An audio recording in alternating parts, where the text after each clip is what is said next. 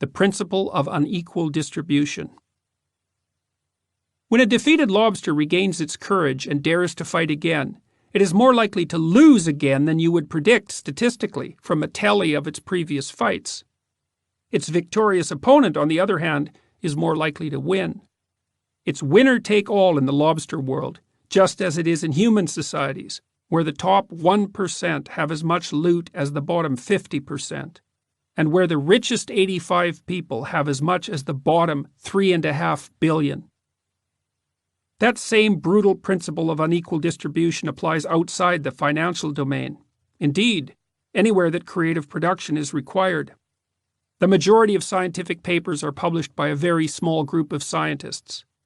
A tiny proportion of musicians produces almost all the recorded commercial music. Just a handful of authors sell all the books. 1.5 million separately titled books sell each year in the U.S. However, only 500 of these sell more than 100,000 copies. Similarly, just 4 classical composers, Bach, Beethoven, Mozart, and Tchaikovsky, wrote almost all the music played by modern orchestras.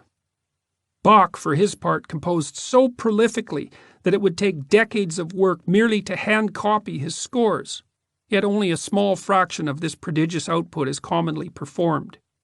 The same thing applies to the output of the other 3 members of this group of hyper-dominant composers. Only a small fraction of their work is still widely played.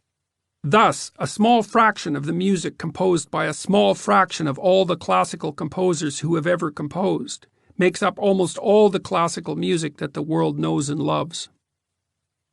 This principle is sometimes known as Price's Law, after Derek J. DeSoya Price, the researcher who discovered its application in science in 1963.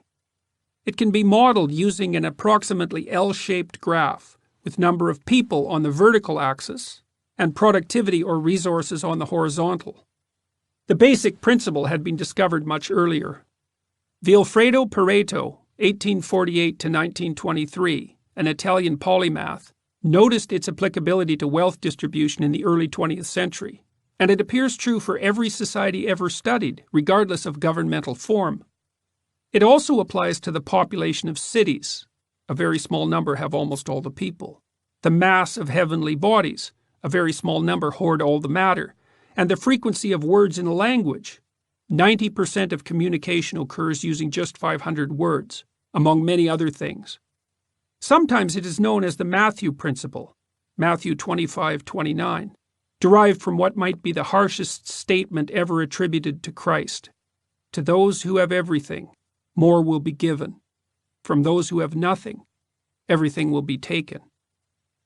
You truly know you are the Son of God when your dicta apply even to crustaceans. Back to the fractious shellfish. It doesn't take that long before lobsters, testing each other out, learn who can be messed with and who should be given a wide berth. And once they have learned, the resultant hierarchy is exceedingly stable. All a victor needs to do once he has won is wiggle his antennae in a threatening manner, and a previous opponent will vanish in a puff of sand before him. A weaker lobster will quit trying, accept his lowly status, and keep his legs attached to his body. The top lobster, by contrast, occupying the best shelter, getting some good rest, finishing a good meal, parades his dominance around his territory, rousting subordinate lobsters from their shelters at night, just to remind them who's their daddy.